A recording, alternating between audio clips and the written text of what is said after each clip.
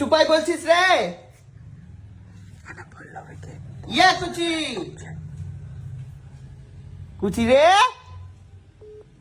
যা কেটে দিল ভাই।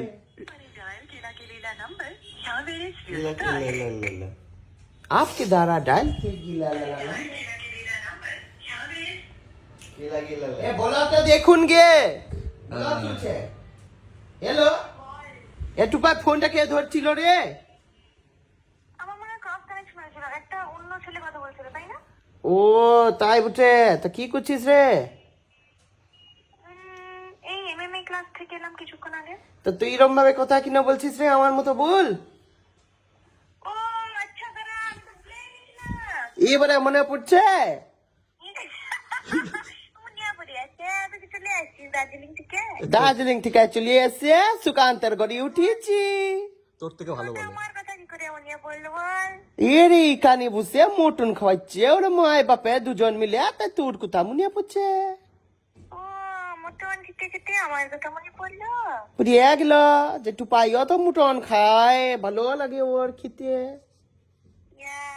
তোদের বাড়িতে কুকুর না খেয়েছিলাম বটে।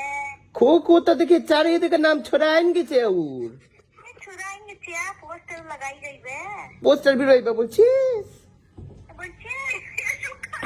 তোর থেকে ভালো বলে রে টোপাই।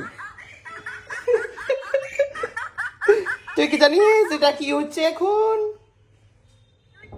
ওই যে রিয়াজ আলী মোল্লা আছে, শুনলে যে রিয়াজ আলী মোল্লা আছে না, ওর আসল নাম তো রিয়াজ আলী মোল্লা আছে। তো ও এই ভিডিওটাই বানাচ্ছে, বলছে তোরটাও লাগাই দিচ্ছে ওর মধ্যে, জানিস? তোর এই কথাটাও অ্যাড করিয়ে দিচ্ছে ওর মধ্যে, রিয়াজ আলী মোল্লা রে। আমার কি কোথায় করেছে? এই যে তুই যে কথা বলছিস স্পিকারে আছিস, যে সুকান্তা আছে, সুকান্তা কুন্ডু শুনছে তো? আর কি আছে?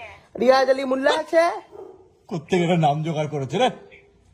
ইনে সুকান্তর সাথে কথা বল, ওর মা বানাইছে কুটি কুটি মাংস মটন।